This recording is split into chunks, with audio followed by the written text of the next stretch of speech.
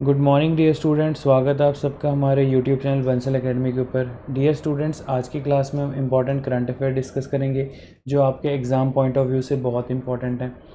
Students, पहले मैं आपको थोड़ा सा कुछ इंपॉर्टेंट इन्फॉर्मेशन दे दूं कि आपका जिन भी बच्चों ने IBPS क्लर्क और SBI PO के लिए अप्लाई कर रखा है, फॉर्म भर रखा है, उनके लिए करंट अफेयर बहुत इंपॉर्टेंट है। सेकेंड थिंग स्टूडेंट्स, बहुत जल्द आपकी Punjab and Haryana high court की नोटिफिकेशन आउट होने वाली है एंड PSSB क्लर्क की 3000 वैकेंसीज आने वाली हैं। तो स्टूडेंट्स, आप कंटिन्यू तैयारी अपनी प्रिपरेशन करते रहिए, ठीक है। अपने प्रिपरेशन पे ब्रेक मत लगाइए और जो हमारी करंट अफेयर सीरीज़ है इसको फॉलो करते रहें। स्टूडेंट्स, जो भी आपके फैमिली फ्रेंड्स, जो भी फैमिली में आपके मेंबर्स हैं जो प्रिपरेशन कर रहे हैं, उन तक वीडियो ज़रूर पहुंचाएं, ज़्यादा से ज़्यादा शेयर करें, वीडियो को लाइक करके जाएं। तो चलिए स्टूडेंट्स, स्टार्ट करते हैं, ज़्यादा टाइम वेस्ट नहीं करेंगे, अपना लिमिटेड टाइम करंट अफेयर को ज़रूर देंगे, ठीक है। तो चलिए, फर्स्ट जो करंट अफेयर है, फर्स्ट न्यूज़ जो है बहुत इम्पॉर्टेंट है, ठीक है। दशहरे वाले दिन हमारे देश के प्रधानमंत्री मोदी जी ने जो है ऑर्डिनेंस फैक्ट्री बोर्ड को कॉर्पोरेटाइज कर दिया है। ऑर्डिनेंस फैक्ट्री बोर्ड को गवर्नमेंट ने डिसइन्वेस्टमेंट कर दिया है। इसके बदले में गवर्नमेंट ने 7 नए डिफेंस फर्म जो हैं वो स्टार्ट करने का डिसीजन लिया है, जिसमें कि 7 न्यू PSU सेक्टर। स्टूडेंट्स, आपको पता होना चाहिए पहली बात तो ये कि ऑर्डिनेंस फैक्ट्री बोर्ड क्या है। जैसे कि नाम से आपको पता चल रहा है, ऑर्डिनेंस फैक्ट्री बोर्ड ये गवर्नमेंट ऑफ इंडिया के अंडर चल रहा था, जहाँ पर आपको पता है कि गवर्नमेंट के द्वारा वेपन्स बनाए जाते हैं डिफेंस पर्पस से, ठीक है। जितने भी आप कह सकते हैं रिवॉल्वर हो गए या फिर गन्स हो गई, ये सब कुछ ऑर्डिनेंस फैक्ट्री बोर्ड के द्वारा बनाई जाती हैं। Students, government ordnance factory board को जो है डिसइन्वेस्टमेंट करके प्राइवेट बॉडी बना के इसके बदले में 7 नए डिफेंस फर्म ओपन करने वाली है, जहां पर कि आप देखेंगे रिवॉल्वर से लेके लाइट कॉम्बैट एयरक्राफ्ट तक के सारे इक्विपमेंट्स बनाए जाएंगे। प्राइम मिनिस्टर मोदी जी का कहना है कि इससे बहुत हद तक स्कैम्स और जो करप्शंस ऑर्डिनेंस फैक्ट्री बोर्ड में होते रहे हैं या होते आए हैं, उन पर एक लगाम लगेगी। तो बहुत इम्पॉर्टेंट, बहुत अच्छा डिसीजन है, ठीक है। आप ये मान के चलेंगे, बिकॉज स्टूडेंट्स, यहाँ पर गवर्नमेंट अगर कोई भी चीज़ की डिसइन्वेस्टमेंट करती है तो वो डेफिनेटली आप कह सकते हैं कि पब्लिक वेलफेयर के लिए, ठीक है। सो इम्पॉर्टेंट न्यूज़ है, defence ministry has inform that these 7 new defense companies carved out by the Ordnance Factory Board, that will be 66 firm contract that the worth rupees 65,000 crore from the 3 services and the paramilitary forces। मतलब कि जो भी हमारी army, air force, navy है, 3 major services defence की, और इसके अलावा जो पैरामिलिट्री फोर्सेस हैं, इनके लिए जो इक्विपमेंट्स बनाने का काम, इनके लिए जो हथियार बनाने का काम रहता है, वो ऑर्डिनेंस फैक्ट्री बोर्ड के द्वारा रहता था। अब गवर्नमेंट ने जो है फॉर्मली ये डिक्लेयर कर दिया है कि ऑर्डिनेंस फैक्ट्री बोर्ड की जगह पे अब नए 7 डिफेंस फर्म ओपन किए जाएंगे, जहां पर कि जैसे कि मैंने आपको बता दिया है, रिवॉल्वर से लेके, हथियारों से लेके, और जो भी एयरक्राफ्ट्स हैं या और एयरक्राफ्ट कैरियर्स होते हैं, इनके स्पेयर पार्ट्स भी बनाए जाएंगे। तो आई होप स्टूडेंट्स, आपको न्यूज़ समझ में आ गई होगी, इम्पॉर्टेंट है। तो दशहरे के दिन मोदी जी ने ये इम्पॉर्टेंट डिसीजन लिया, ठीक है जी, जिससे कि काफ़ी हद तक आपको पता है कि मोस्टली जो करप्शंस होती हैं, जो स्कैम होते हैं, उनके ऊपर बहुत हद तक लगाम लगाई जाएगी, ठीक है जी। Next is very important news. 2021 global hunger index, India rank 101, 101 rank है भारत का आउट ऑफ 116 कंट्रीज़।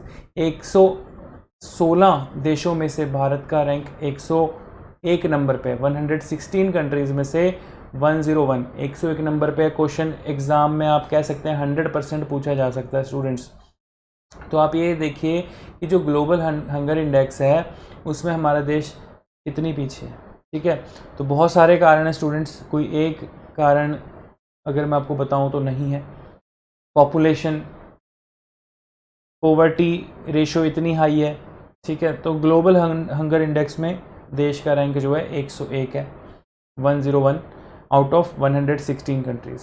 तो this is the 2021 global hunger index report launch on 14 अक्टूबर 2021, जिसमें कि आप ये देख सकते हैं भारत का जो स्कोर रहा है वो 27.5 is facing a level of hunger that is serious. मतलब कि आप सोच सकते हैं कि 116 देशों में से हमारा देश 101 नंबर पे खड़ा है हंगर इंडेक्स में। तो मतलब कि बहुत ज़्यादा ज़रूरत है गवर्नमेंट को इसके ऊपर काम करने की, ठीक है जी।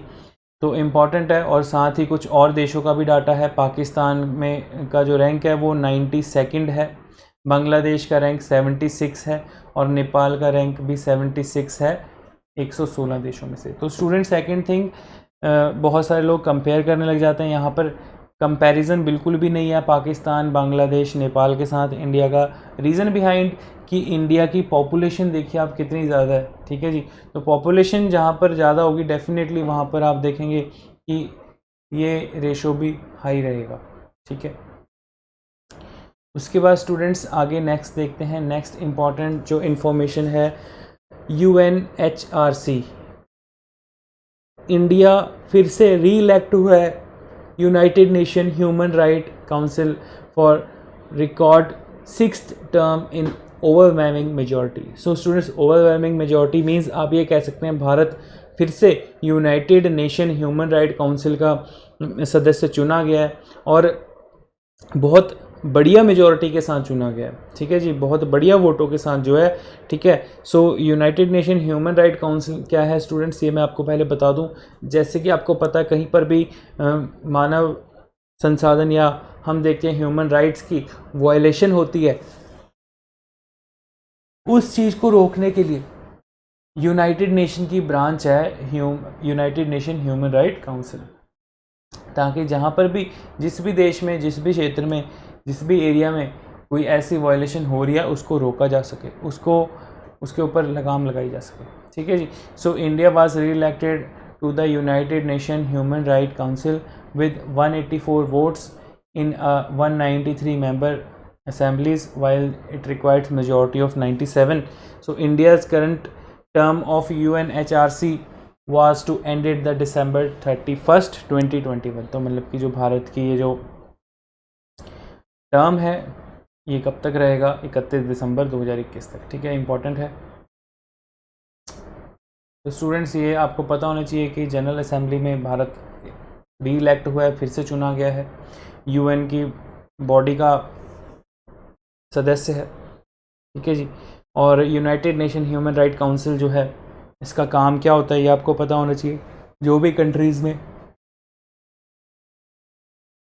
हम देखते हैं कि बहुत सारे ऐसे देशों में मानव संसाधनों की और कई जनजातियों की बहुत बड़े लेवल पे वायलेशन होती है, उन चीज़ों को रोकने के लिए, क्योंकि basically strong roots in pluralism, democracy and fundamental rights enshrine in the constitution. हमारे संविधान में लोगों के जो फंडामेंटल राइट्स हैं, मौलिक अधिकार हैं, उनकी बात होती है, डेमोक्रेसी की, ठीक है।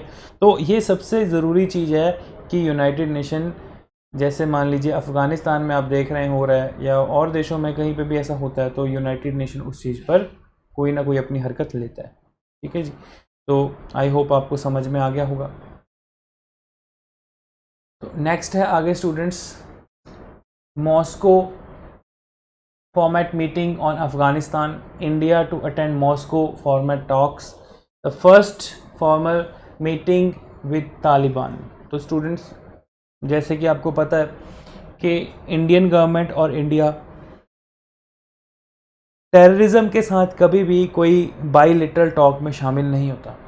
टेररिस्ट को बिल्कुल भी आप कह सकते हो कि गवर्नमेंट किसी भी हालात में एक बाईलेटरल मीटिंग में टॉक में नहीं शामिल करता।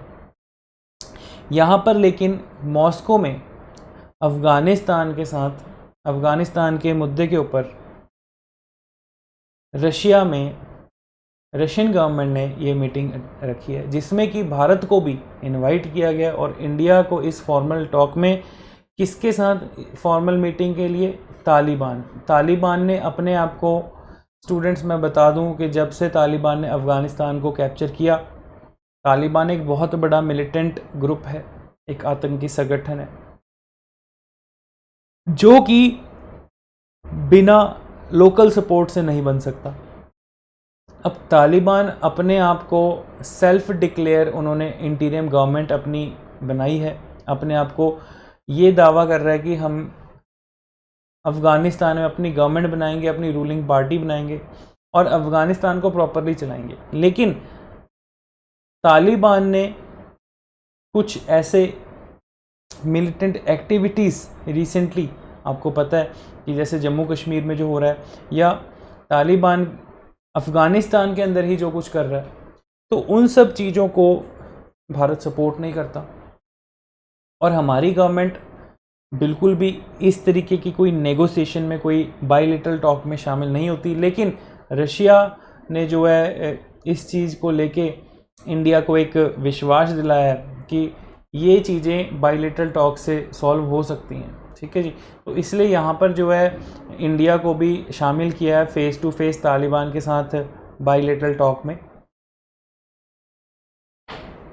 सो India has been invited to attend Moscow format meeting on Afghanistan on October 2021। तो 20 अक्टूबर को ये जो मीटिंग होनी है, जहाँ पर कि एक्सटर्नल अफेयर मिनिस्टर पहुँचेंगे।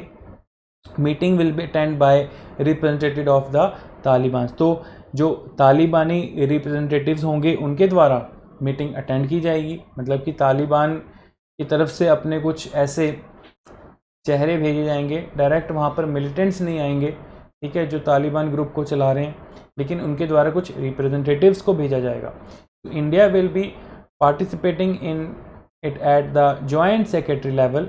This will be the first Moscow format dialogues after the takeover of Kabul by the Taliban in August 2021.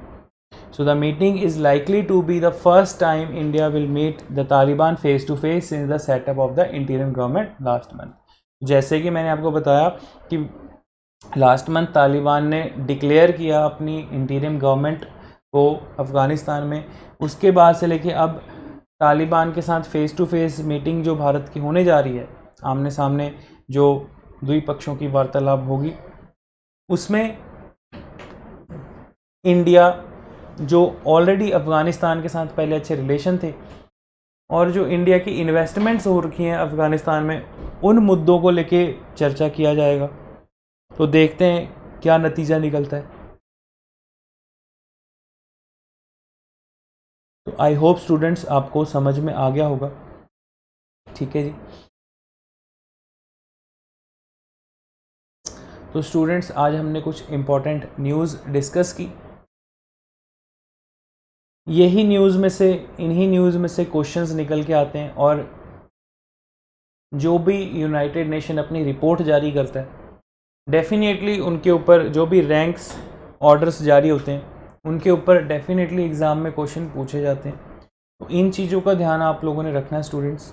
I hope आपको समझ में आ गए होंगे आज के करंट अफेयर्स। तो वीडियो को लाइक ज़रूर करना, ज़्यादा से ज़्यादा शेयर करना। So students, now we wind up our session. Thank you.